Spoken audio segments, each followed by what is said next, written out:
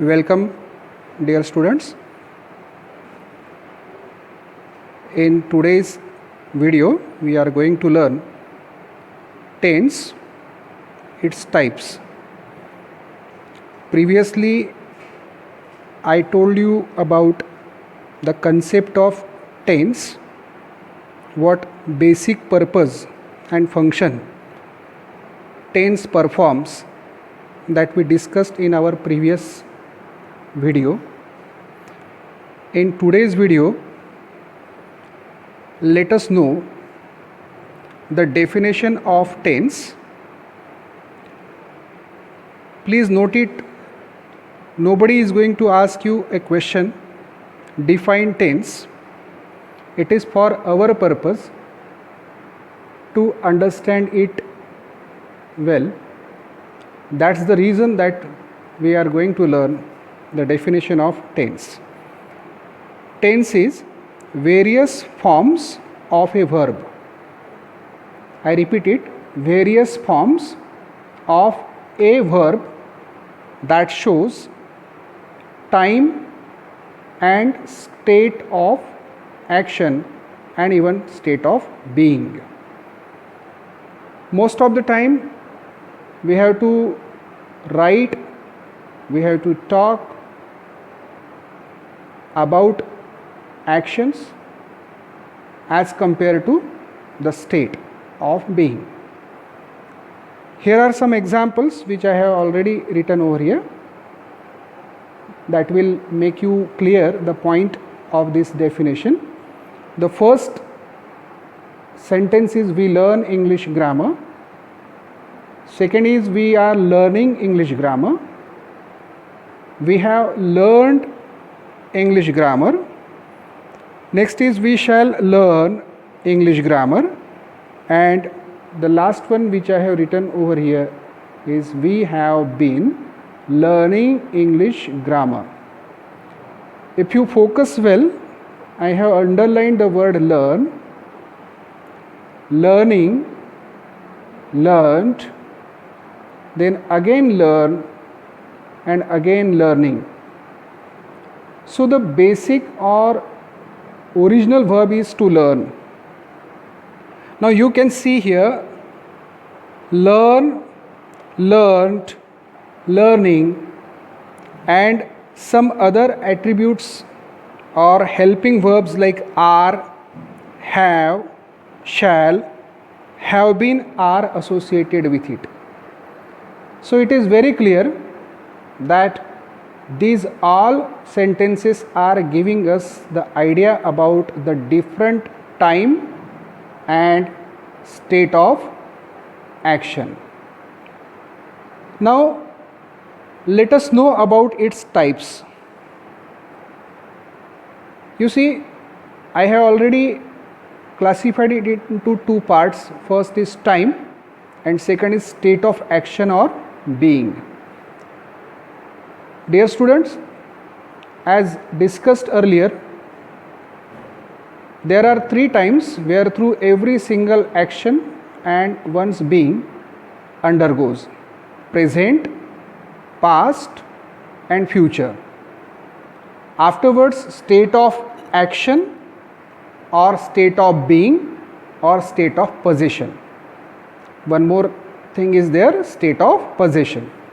So these undergo through four different stages.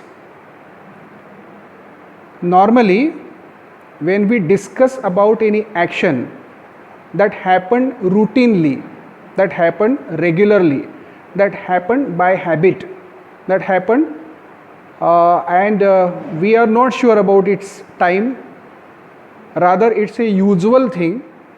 So to indicate all, you need to apply the simple form or indefinite form of your tense.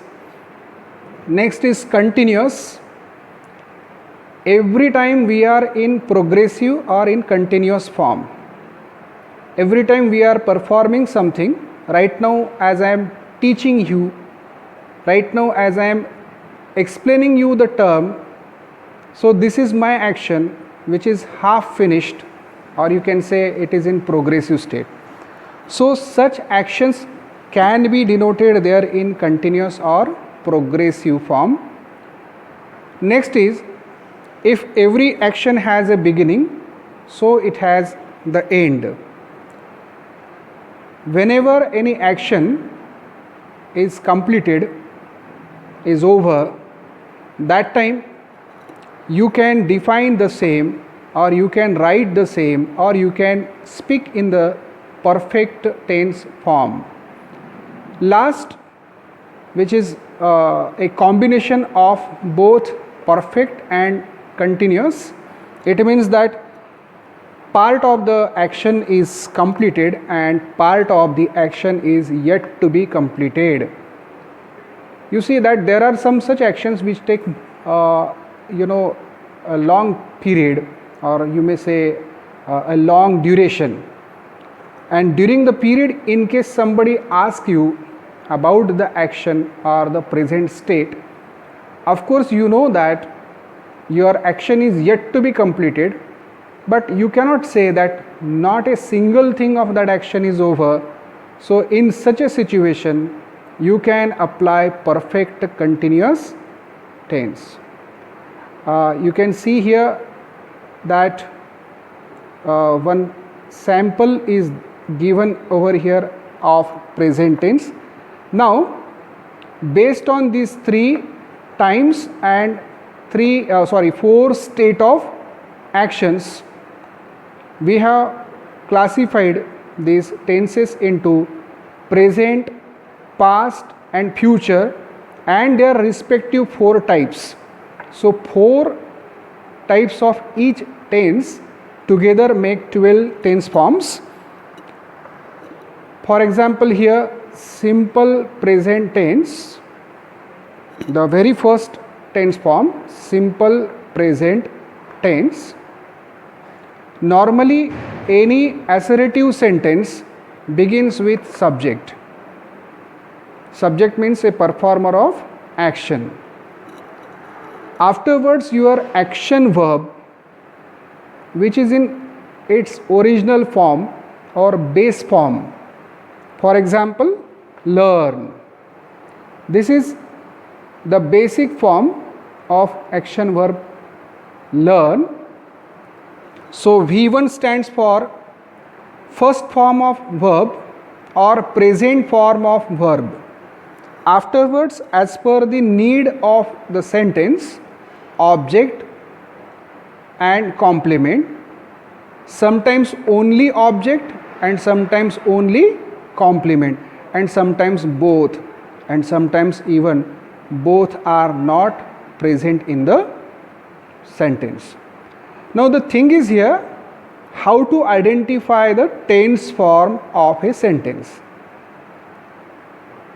We don't require to see its object, its complement, and who the subject or what the subject is. More important is its verb form, as we have already written various forms of a verb. Let me clear you that every verb undergoes four different forms. I repeat it, four different forms. First is present, second is past, third is past participle,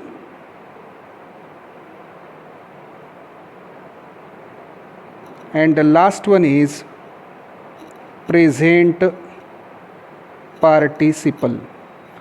Now symbolically we say V1, V2, V3, and this one is V4.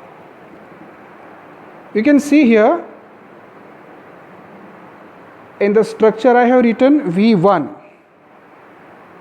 It means that the present form of any action verb, if it is there, then the sentence is in simple present form. For example, we sing songs in the program. Here verb sing, which is in present form, subject is we, and with the help of only these two objects or these two words, one can easily understand that the given sentence is in simple present tense. Now here I have written something there in the tabular form. First column person, then singular and then plural. Singular means एक वचन, plural means अनेक वचन या बहुवचन. Persons, first person, second person, third person. So singular and plural, as we can see that first person singular is I, first person plural is we, second person singular is you, and its plural form is also you. Now the third person singular is he, she and it. He, she and it. And lastly third person plural form, that is they. You can see here in simple present particularly, your subject, if it is third person singular number, third person singular number, maybe he, she or it, that time your verb which is in first form or you can say present form, it will be added with s, es or ies as suffix. This is the only uniqueness of this tense form which we have to always remember. I hope you have understood the basic concept of tense form. What is the definition of tense? The types which we have categorized on the basis of time and state of action or state of being. There are three times: present, past and future, and its state of actions are simple, continuous, perfect and perfect continuous. Today we have learned the first part, that is simple present tense. Structure is S plus V1. What is more important to be noted, that your verb must be always there in present form, that is for V1. If your subject is third person singular number, he, she, it, or its proper noun, for example, if a person, a boy's name, a girl's name or any object's name, that will be always get associated with the verb having s, es or ias as a suffix. This is the only point which you need to always keep in your mind. Otherwise this tense, simple present tense, is really very simple. This tense is used always to indicate the habitual action, routine action, the action which is of your usual and natural activities. For example, you breathe, for example you eat, for example you study, for example you sleep. So these actions are always denoted in simple present tense. Again, there are some actions which are universal one. For example, the sun rises, the sun sets, the earth revolves. All such examples, the Ganga flows. These are the few examples of universal truth, and by which we have to understand that simple present tense is used for the following reasons and for the following situations. When you are not certain about its actual time of action, that time also you can easily use simple present tense. I hope you have understood it well, and if you like this video, please like it, share it, and don't forget to subscribe it. Thank you very much.